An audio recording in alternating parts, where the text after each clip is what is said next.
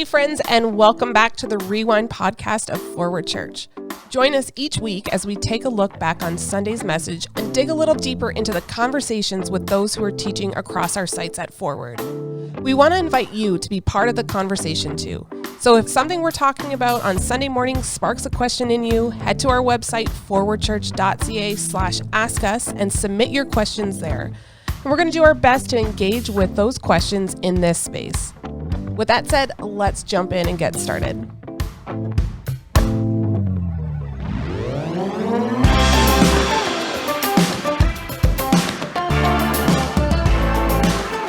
Hey, welcome again to the Rewind podcast, and I am your host today, Derek Fuller. I'm not usually hosting here, so this is a different seat for me, but it is great to be on this conversation with Keith Sparrow, our pastor of worship and communications. Keith was preaching in Cambridge this week. You want to say hello to everyone, Keith? Hey, everybody. And then Pastor Kirk was over in Kitchener this week, and thankful for these two men and for their teaching and preaching this week. Now, for both of you, I've got a couple questions here to start off. Now, first to Keith, because it caused a great deal of controversy in our home. I need you to defend the position you took on chicken sandwiches, where you placed Chick-fil-A under Popeye's chicken sandwiches, and how you came to that. Is there a process by which you have arrived at this conclusion? It was a highly scientific and deeply researched process that we went through. And if I had any old friends listening, they would be highly shocked to hear this because they know I was a big Chick-fil-A fan. In fact, if Eric Silvera was listening, the last trip I took down to the States to a conference, he'll know we almost missed a flight on the way back because we wanted to hit Chick-fil-A in the airport on the way back.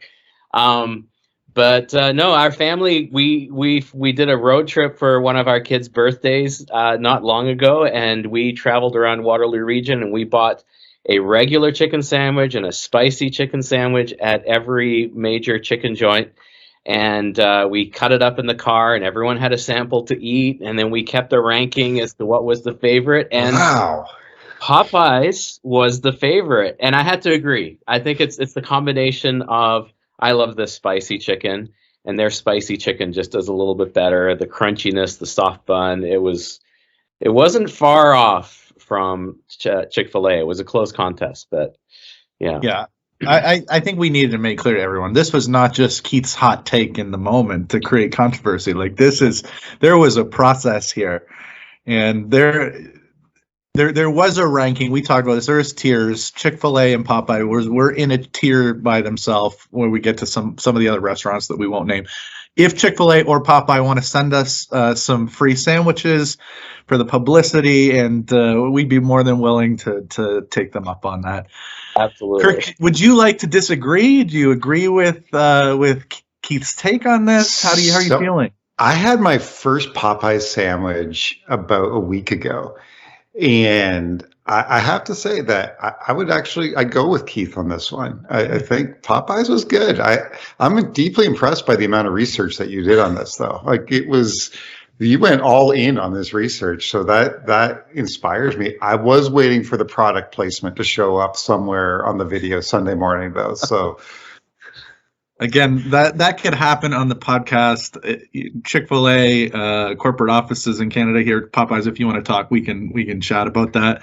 Kirk, speaking of pictures and placements that we could put up, there was an interesting picture that was shown in Kitchener. I'm hoping that maybe Arlen will be able to put this picture into our podcast when it goes live. I'm not. I am very hopeful. We'll find a way. We will for that. I need to know, though, having seen now a number of people superimposed on the Friends cast, Kirk, are you a Chandler, a Joey, or a Ross? So I saw this question coming because I knew you wanted to ask this question. So I did the very scientific research as well. And I found a website where you can do a quiz to find out which one you are. So as a result of this highly scientific quiz on this probably questionable website, I am a Chandler, apparently. Okay. Whether or not it's true, whether or not that's true, who knows? I would have guessed. I ruled out Joey right away. And I didn't know if it was going to be Chandler or Ross. I have to be honest. It was a mystery to me. I'm impressed you went and did one of those quizzes there, Kirk. It's all for the greater cause. All for the greater cause. Now somebody has all of your personal information and is stealing your identity. So thank you for that, Kirk. Well, we've been, this is week 2 of our Real Friendship series. Last week, we talked about the issue of why friends matter. And as we come into week 2, I think maybe the obvious topic for some people might have been, how can I have friends? And instead, you guys tackled a slightly different topic. You talked about how to be a friend. And I guess I want to start by asking you, do you think there is a correlation between people who have learned how to be a friend and those who have friends around them, deep friendships? I think there can be a correlation. Certainly, I mean, first of all, it's very difficult to have friends if you're not going to be a friend yourself. But I also think that being a friend does not guarantee that someone's going to reciprocate that. And so there are a number of people who I would imagine were listening to the message and thinking, I've tried all these things and nobody still likes me and nobody wants to be my friend. And, I think that's real. And, that's a whole other layer of conversation to work through. But certainly, if you're not going to be a good friend to someone, it's very difficult to expect that they're going to be a friend in return. So I think what you're saying there, Kirk, is that it is an ingredient, but not a guarantee. Right. Friendship. And Keith, you really talked about this a lot and talked about what you talk and tell your kids. If you want to have a Jonathan, you first have to be a Jonathan. So to talk a little bit about that. Yeah, it's just something I've always encouraged them to do, and it's something I've seen. Like if you're expecting good friends in your life, you've got to be a good friend first, and it may not happen with the first person you do it to. You work towards trying to be a friend with. It may not be the second or the third, but I think if people see the qualities of a good friend in you, you're going to start attracting good friends as well. And I mean, thankfully, our kids have always attracted really good friends, and we've been blessed to see them enjoy those friendships as well. And I've enjoyed that too. I mean, I know as I think back on my school days, sometimes you are attracted to try to be friends with those kids that weren't necessarily great friends because they were cool, and you're attracted to the aura around them a little bit, but you realize very quickly that they weren't great loyal friends. They would throw you to the side pretty quickly as well, and it was those ones that demonstrated the qualities of a good friend that were the ones that stuck around long term and were there for you when you really needed them as well. So now, Kirk, you said in your message that one of those qualities that we see it in Jonathan is the need to take initiative. That if you're going to be a good friend, you actually have to get the ball rolling on this. And I think that we struggle with this, to be honest. I think most people struggle with taking initiative. And Kirk, I think you talked about this, that most of us sit there and there's so many people sitting there saying, well, nobody called me. I don't have anybody around me. And especially over the last 2 years that we've gone through, why do we struggle in being the ones to take initiative? Why do we tend to more easily sit back and wait for somebody else to enter into this process of friendship with us? Well, I think there's a lot of layers to this, but I don't want us to underestimate the element of spiritual warfare in this. If friendship is as important for our lives as we learned in week 1 of this series, and God created friendship for our well-being, that it's not good for us to be alone, then we need to assume that the devil is going to do everything possible to try to take us away from what God said is needed for our lives and is very good for our lives. And so we may inadvertently be falling for some of the devil's lies, the sense of entitlement of, I'm a good person. People should be taking the initiative to reach out to me. We may be falling for some of the devil's lies around, I'm too busy for this and don't have the time for this. If people just knew my struggles, like, why doesn't anybody care about my struggle? And so all of those kinds of places lead us into this self-thinking that is like a black hole. And you have to intentionally, like, hit the pause button whenever your brain starts to go into those places and say, is this true? Is any of this true that I'm really thinking about here? And Shannon and I have this conversation frequently, because she will say to me, when was the last time, Kirk, that you texted somebody and took the initiative to try to get together with them? And she's right. If I'm having like a self-pity party around, nobody loves me, everybody hates me, it's me usually starting to believe some of the lies of the devil, and not paying attention to God, the way God has equipped us and showed us how to pursue friendship. Yeah, and Keith, you mentioned, it seems like there's times in our life where it's a lot easier to make friends, right? Where it just seems like it doesn't even feel like we're putting out the effort to take initiative, maybe because we had a mom who was taking initiative and setting up play dates for us. Yep. Maybe, as you said, because when you get older, you have kids, you often are reaching out to set up play dates and you start to develop relationships there. But do you have any suggestions on like how we can go about initiating a friendship with someone? And maybe, Kirk, you can chime in after this too if you have some additional things to add on. Yeah, I mean, it was a lot easier in high school. Like, I joined the choir because I was super cool like that. So that's exactly what, whenever I think of super cool, I always picture the high school choir. That's right. So I appreciate that you clarified high school choir and not church choirs with that, Derek. That's good.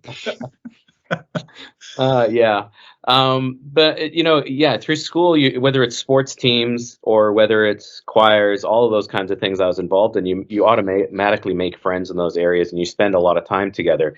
But then I think I found as you become an adult and you're living life and you're busy at work and, you have your work friends, but then outside of that, it's hard to make friends sometimes with the busyness of it. And I honestly learned the lesson, not because I learned it, but because I had somebody that reached out to me in a really helpful way. And a guy that one day just called me and said, "Hey, come join me at the gym 5 days a week." I'm like, I don't know if I can do 5 days. He's like, 3 days. Just come 3 days a week with me at 5 a.m. I'm like, that's super early. And I did. And he would come pick me up outside my house with his super noisy car every morning, which was interesting. But, I wasn't expecting that. And he took the initiative. And I learned just an incredible lesson from him. And making that initiative, we grew to be really close friends and still are. And I realized that for me, sitting back and expecting friends to land in my lap was not going to happen, certainly not easily. And so as I've connected with different people and realized that we had a kindred spirit or something that really intrigued me about them and I wanted to get to know them more, it took the effort on my part to text and say, "Hey, can we grab a coffee this week? Can we go for a walk? Hey, do you have 20 minutes for a phone call just to catch up and let me know what's going on in your life?" And as you put that effort and take that initiative, it goes a long way. Because I noticed as well with you, Kirk, like looking at the story of Jonathan and David, one verse, it's like, and their souls were knit. I'm like, man, that was fast. Yeah, I can just imagine Jonathan was really keen to get to know David. And it's like, hey, we're going to be best friends. I think there was a little bit of that, right? And it took the initiative there to make it happen. You have to put the work in. So. Yeah, I was really struck by how little David and Jonathan seem to have in common with each other, considering their backgrounds. And sometimes we go looking for people who we have like our checkbox. Like if they match up with these 5 things, we play matchmaker. And if they have all these 5 things, then that means we're going to connect well and everything will be great. And I think sometimes we can be really surprised at the people that God will knit our souls with. And it may happen in some of the most unexpected ways and places. And so that's why just to be paying attention to who is it that light bulb is going on for you as you're interacting with people, as you're whether it's at work or if you're taking your kids out to some sporting activity and you're just talking to other parents there, wherever you're going, like there are people that you are interacting with. So pay attention to where there seems to be that kind of light bulb moment of, hey, that's someone I think I'd like to get to know a little bit better and hang out with. And then you start to do the very kinds of things that Keith described. You drop that text message, you gasp, make that phone call, and have those conversations with people.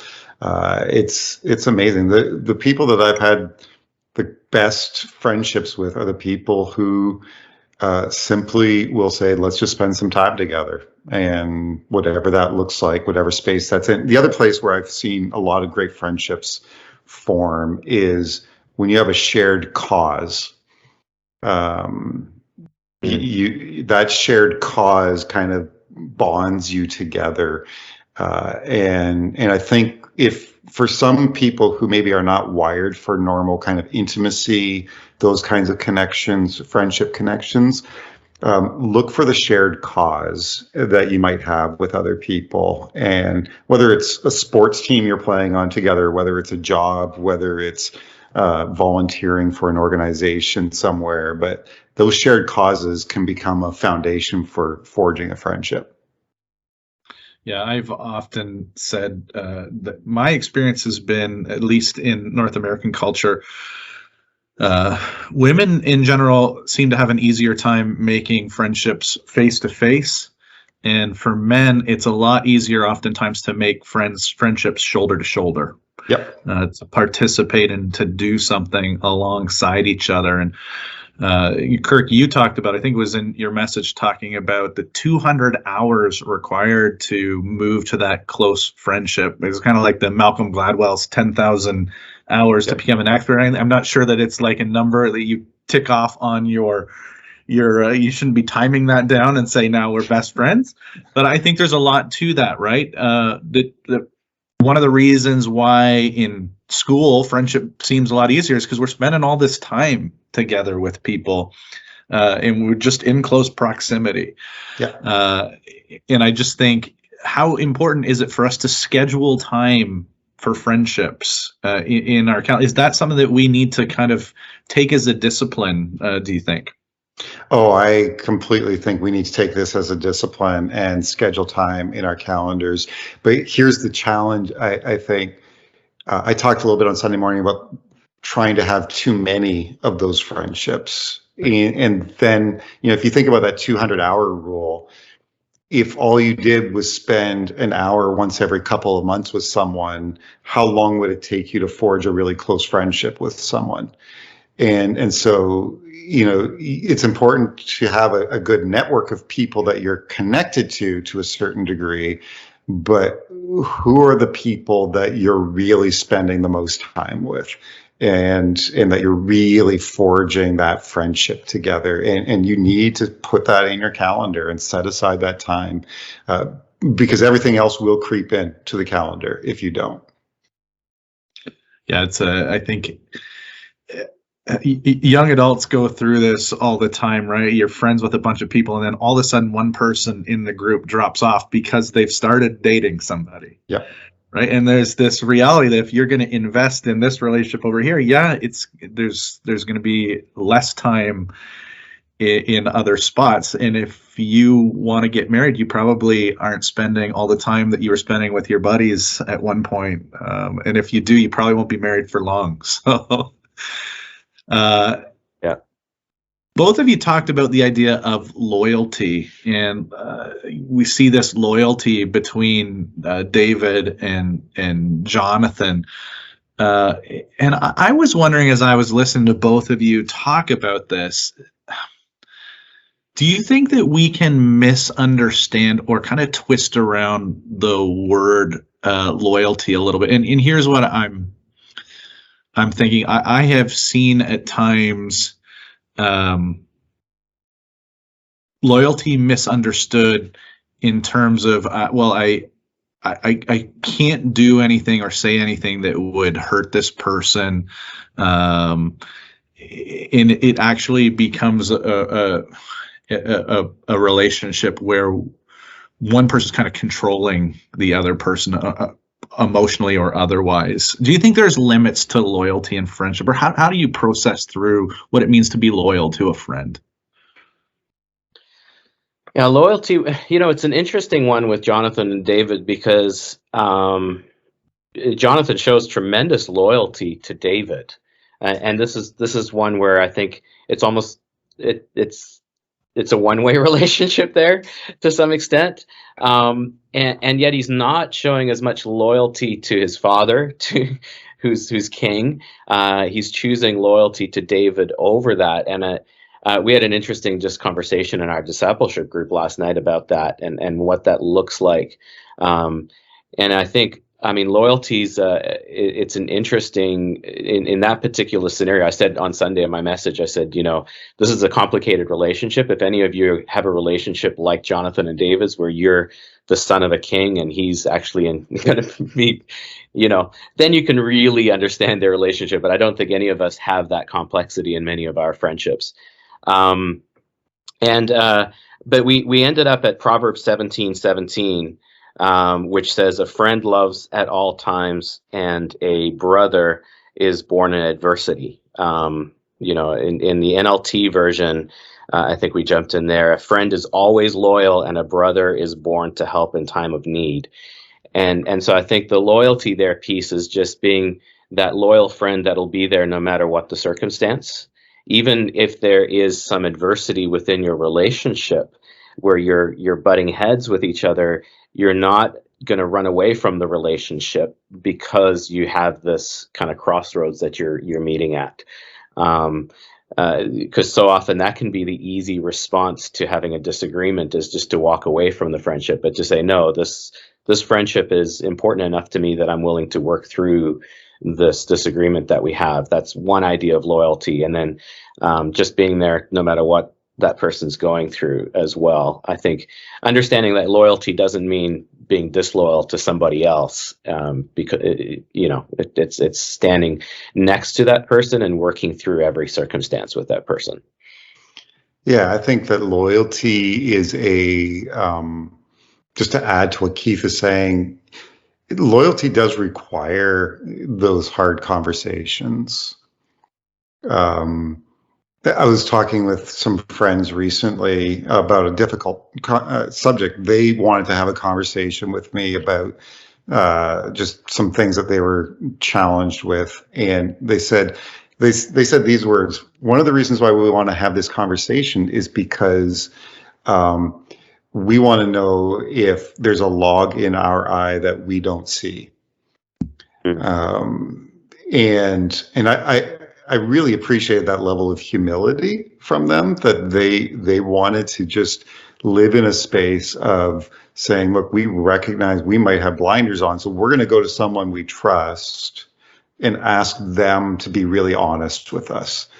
And so I think loyalty is this space of, doesn't mean that you always speak positively or take the side of your friend. But it does mean you're taking the side of your friend ultimately, because you're seeking what's best for them in every circumstance. Yeah, I think it would be fair to say that our loyalty to a friend is always judged first and under our loyalty to God. Yeah. And when we get those two things in order, then we know what it truly means to be loyal to a friend. Yeah. You guys both talked about this reality that friendships require sacrifice, and I thought it was really interesting, Keith. You talked about the rarity of a sword in Israel, the time that Jonathan gave the sword to David, and just help paint how big of a sacrifice that was for him to give that.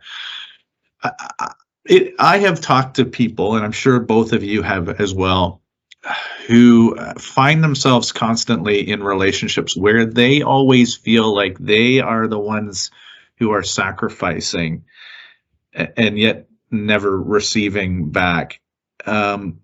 what would you say to somebody who is just struggling with that, where they say, yeah, I understand friendship takes sacrifice, but always feels like I'm doing the sacrificing? We've already talked about the dynamic between Jonathan and David here. I wonder if there's anything you'd want to say to somebody who's in that spot. Go ahead, Keith. That's a tough spot to be in, and I would question if I think what I loved about the story of David and Jonathan is where Jonathan leveled the playing field in that moment by sacrificing those things and giving them to David. I mean, really, Jonathan, son of a king. Yes, David had just slain Goliath, but Jonathan had also slain many Philistines before him and had a reputation that probably was greater at that point in their history. But yet he's like, if I'm going to be friends with you, I'm going to level the playing field here, and we're going to be equals in this relationship. Because if we're not equals in this relationship, it's not a good friendship. And so I think if someone's finding themselves in a friendship where they are always on the side of sacrifice and they've never been on the receiving side, they got to start asking themselves, is this a healthy relationship? It's probably not a good friendship. We're talking about what makes for a good friendship here, how to be a good friend. You're being a good friend, but that other person isn't reciprocating. I mean, and there's been certainly relationships that I've been in where I've gone through seasons where I've given a whole lot more, and then I've also gone through seasons where I've had to lean on that friend tremendously in that season too. But at the end of the day, we're looking at each other and we're saying, thank you for being loyal and sacrificing in both of those seasons there too. So, when you say, what would you say to that person? I would encourage them to look at that friendship and maybe this is the time to have that hard conversation. And, I mean, if you've only been friends for a few months, maybe this is the season that you need to be that friend to that person. And that season of receiving is going to come later as well. I mean, friendships happen over long periods of time, and you can't judge it on a short season. But I don't know, what would you add, Kirk? Yeah, I think that it is really difficult to have a one-size-fits-all answer to this question. There are so many unique dynamics in a relationship that need to be worked through. So anything that I'm about to say, people need to understand I'm not giving you a formula for your particular situation because it's unique. And I do think, Keith, your last point there is really important. In the story of Jonathan and David, David's best contribution to the friendship happened after Jonathan was dead. And so this really was a one-way relationship for a very long period of time. And so it may be that the person that you're sacrificing for doesn't even have the capability to sacrifice back for you. I'll give you an example. I know people who live in long-term care homes whose physical abilities are so diminished and their emotional abilities are so diminished that it's difficult for them to contribute anything meaningful into a friendship or a relationship. And I know people who just love on these people who are living in a long-term care home, and they are just incredible sacrificial friends for these people. And they will never have it match up. Like it will never be an equal relationship because of the circumstances that the person finds themselves in the long-term care home.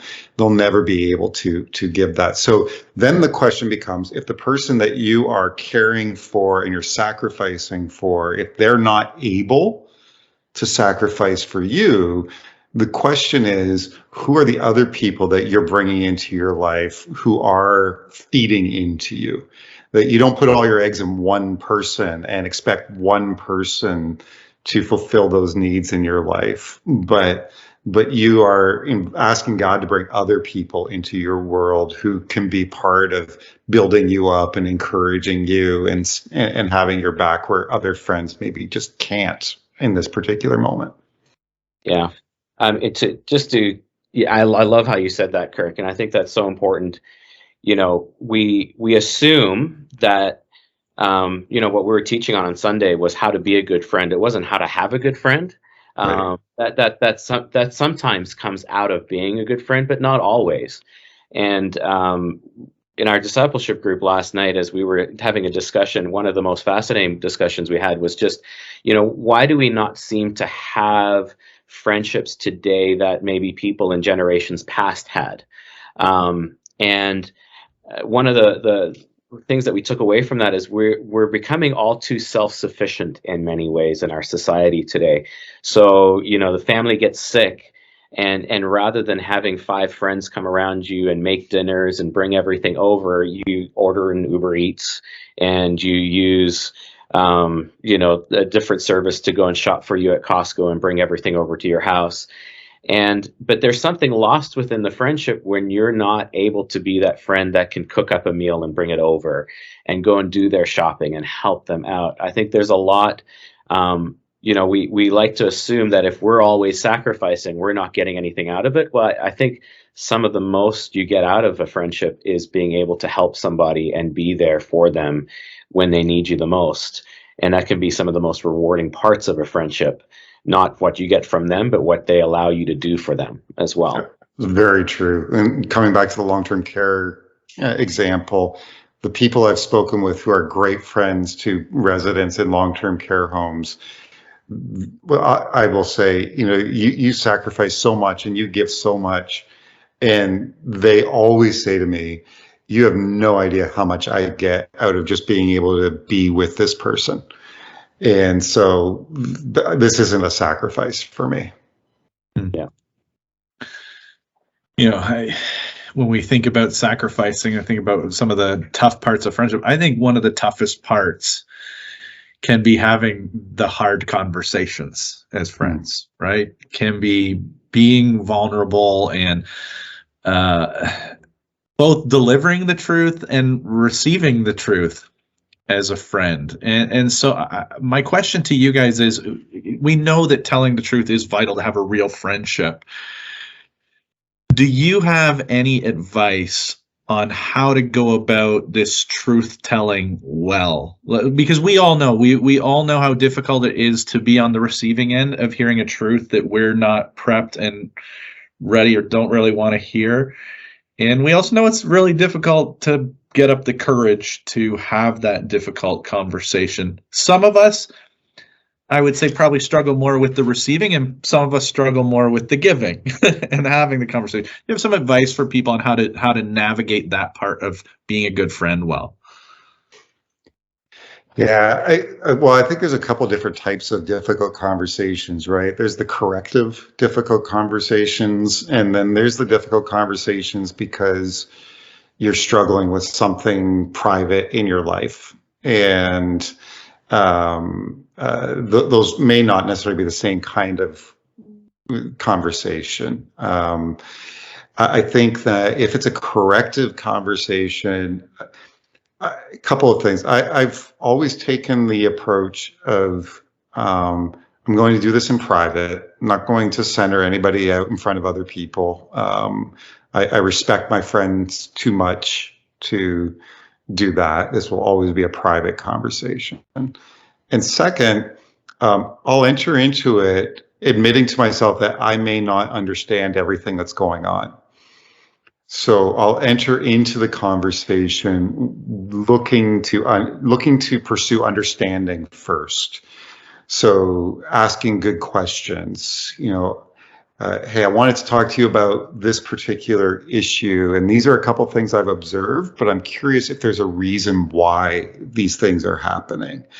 And giving the person a chance to give me a more full picture of what's going on in the situation, just again, out of respect for them. And then as I gain a fuller perspective of the situation, then I'm able to say, do you mind if I kind of give you some outside perspective as a friend? And again, respecting them enough to say, are you okay with me sharing with you some perspective as a friend?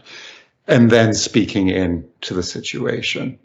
And then when someone speaks to me and is looking to correct me, I think it's the posture of humility, of saying, hey, we've got enough of a track record as a friend to be able to acknowledge that I need to listen to what this person is saying and not become defensive and push back and fight with them, but take the posture of humility to listen to them. For me, the more difficult one is actually talking to friends about personal situations where I'm struggling. And it may have to do with my position. It may have to do with my own ego. It may have to do with a whole bunch of different things. But I find it very difficult to actually go to someone and say, hey, I'm struggling with this. Can you give me some perspective? So I'm not great at it, but it is something that I think is part of the marker of a good friendship, is that you actually will take that initiative to go to your friend about something you're struggling with and ask for some perspective. Keith, any thoughts from you? Anything you want to add to that? Very well said. I agree. I think certainly this comes back to that loyalty piece as well. All too often, you can run away from those conversations because you're worried it's going to affect your friendship in a negative way. But I found over and over again, having those conversations lead to a deeper friendship ultimately. If you don't have that conversation, you're ultimately just enabling something that isn't healthy and isn't good if there's something wrong happening in your friend's life, or something that's detrimental to their lives.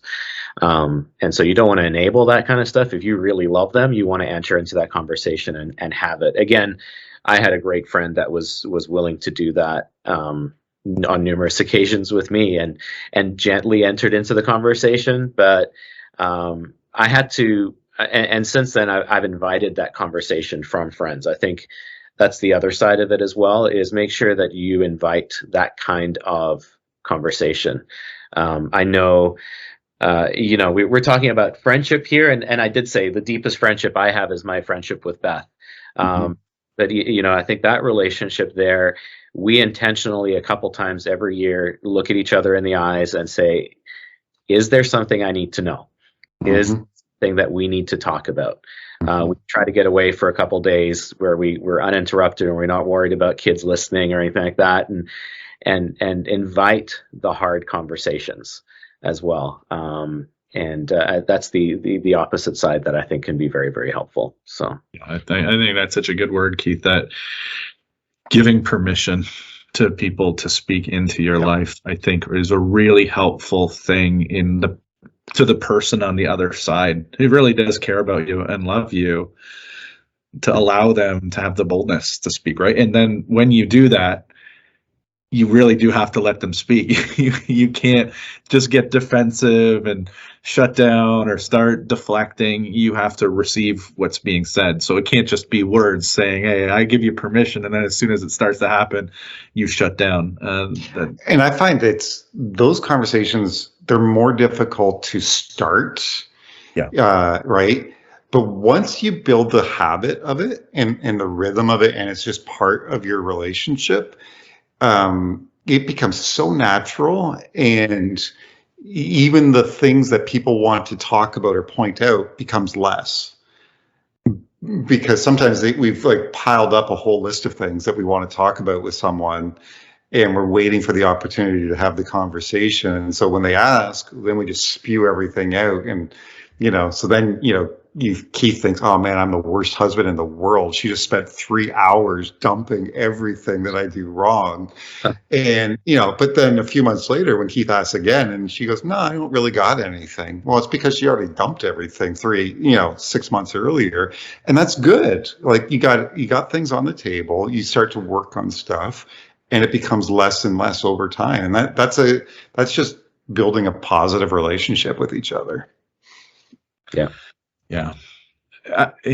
As we went through the story, and actually Keith and I were talking about this before the service started, this dynamic between Jonathan and David, that for many heterosexual males feels very uncomfortable for us, right? And then you really kind of unpack that a little bit in your message, Kirk. They're weeping with one another and then they're kissing one another.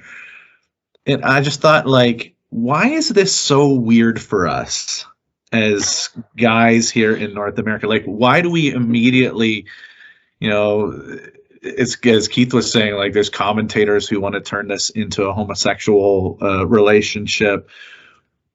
Why do we struggle so much with the idea of men being open and honest about their emotions and showing affection toward one another as friends? Some of it's a really terrible cultural and even sometimes Christian definition of what it means to be a man.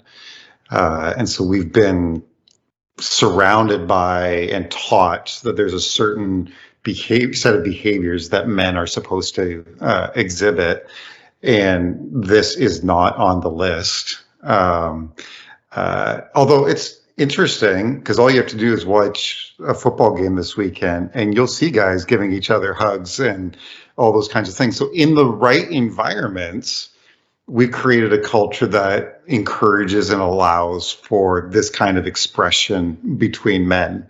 But as a general rule, most of us have grown up in a space of that's not the way that men express themselves.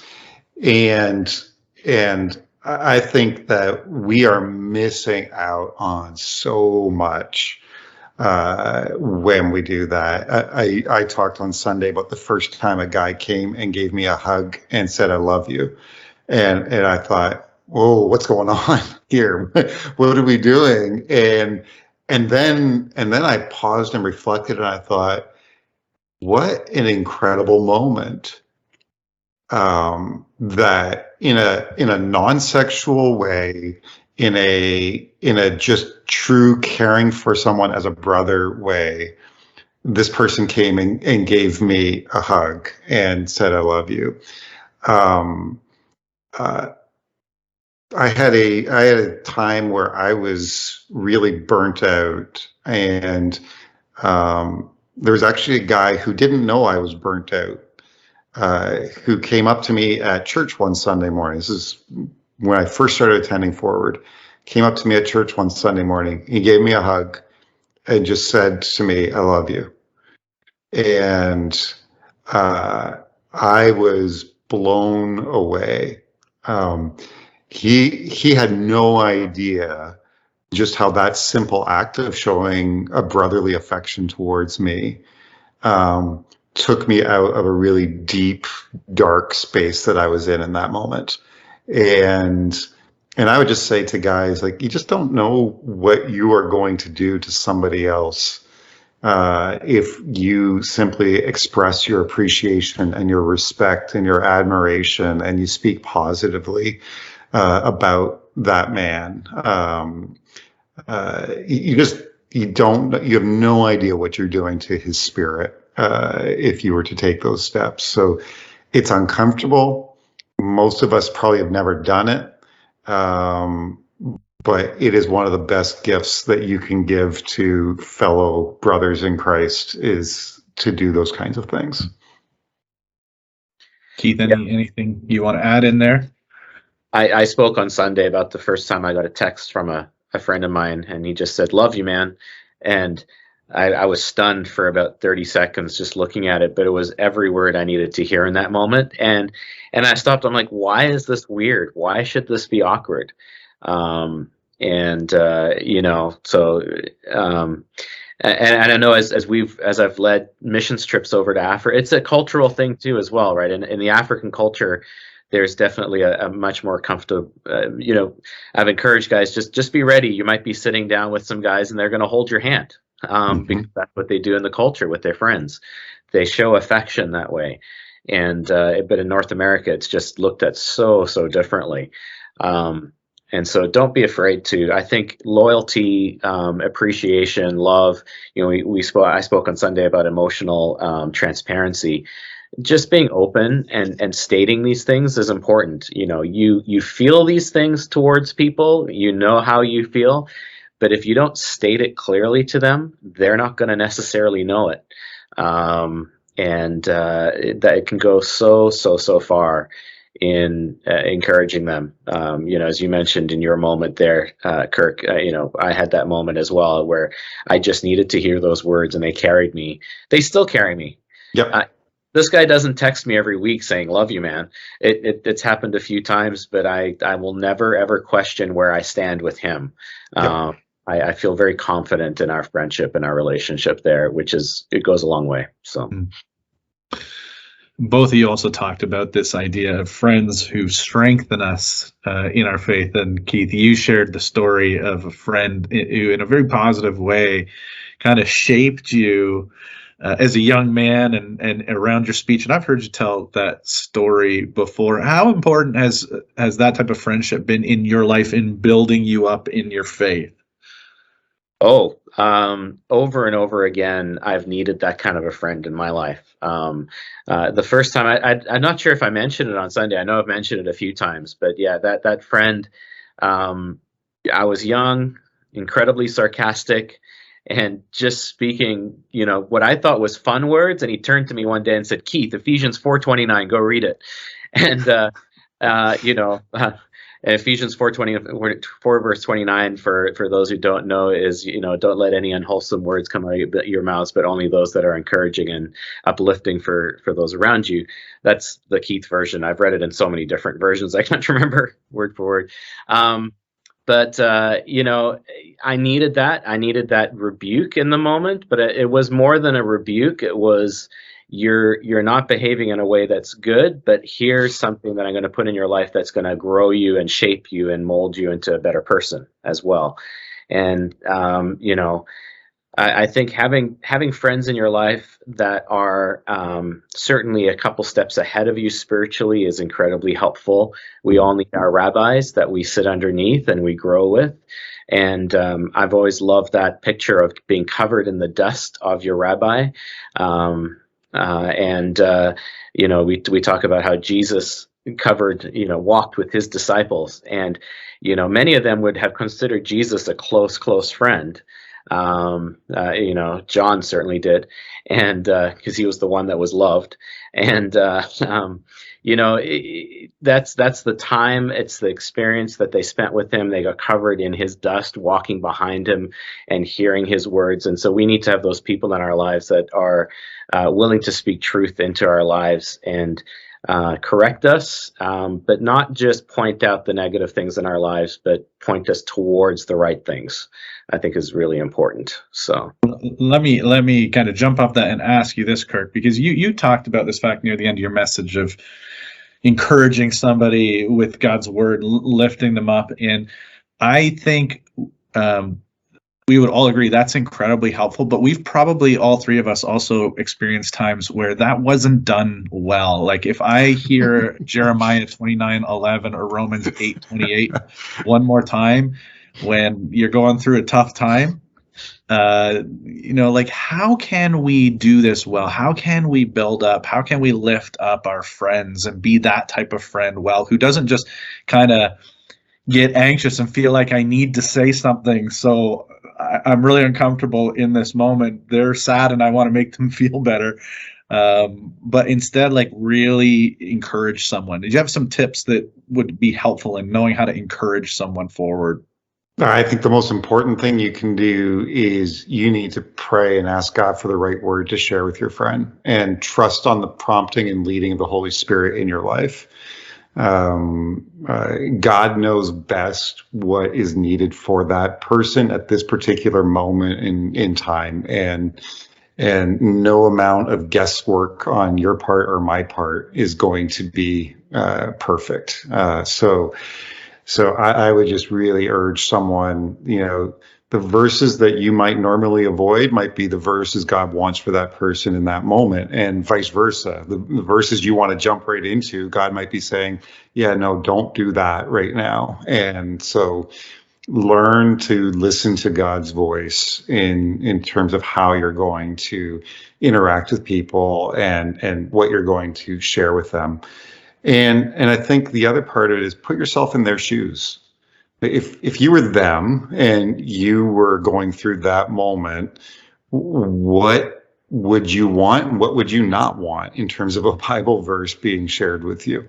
And look at it through that lens as well. And that's for many times for me, it's proven to be incredibly helpful. So those would be the two biggest things I would recommend. Anything you want to add into that? Another tip for us, Keith? No, we're really well said there by Kirk. I think, I would add, it's easy for us as Christians to think that we need to give out Bible verses and we need to pray for people. And something that I've discovered is helpful is rather than saying to a friend, "Hey, I'm going to pray for you," is just, "Hey, can I pray for you right now?" Yep. How many times have you said, "I'm going to pray for you," and then 3 days later you're like, "Oh, I forgot to pray for that person." No, take the time to pray in that moment for them. And then more than just giving them Bible verses, live out some of those Bible verses for them. Be present in that moment and be that friend that they need as well. So it's that presence that's important. Well, I'm really thankful for the conversation with you guys. As we kind of wrap this up, I've got one last question for you that I want to leave people with. Forward, and Kirk, I think it was in your message, you talked about the difference between being friendly and being a friend. And yeah, we want to be a church that is friendly, but we also want to be a church where people can experience true friendship. We want to grow in that. So from each of you, I'm going to start with you, Keith. Maybe one thing as to how our listeners can engage in cultivating friendships, real friendships this week. Take that list of 5 friends, and I've spoken to a few people that have said I couldn't put together a list of 5 friends. So if you've got 1 friend, 2 friends, however many might be on your list, and just every day make an effort to send them a message. I know it's hard to get together for coffee or anything right now because everything's shut, but make an effort to go for an outside walk or just start a conversation with them, give them a phone call, and state your feelings for them. So don't just say, "Hey, how's it going?" Just send something along the lines of, "I really appreciate you. You are a friend that means the world to me. Thank you." Something along those lines. Just be intentional in the way that you state your loyalty, your love, and your affection for them as well. That's really good. Kirk, from you? Yeah, I would add to what Keith has said and just say, if you're in a spot where you don't know that you have those people in your life right now, then start to put yourself in the position to identify those people. So, when you think about our church family, who are the people that tend to sit near you on Sunday morning? Who are the people that you serve with? If you're not serving, then be part of a serve team where you can get connected with some other people. If you're in a discipleship group, or if you're not in a discipleship group, get connected into one so that you can get yourself around people and you can begin to take the initiation in those kinds of friendships like we've been speaking about in the conversation today. So if you can't create that list of 5 that we were challenged with back in week 1, then begin to put yourself in the places where you can cultivate that list of 5. Well, thanks so much, guys. It's been a great conversation with the two of you. Thank you in just helping us better understand how to grow in being friends the way that God has called us to be friends to people. Rewind podcast listeners, we will see you again next week. Take care, everybody. Have a great week.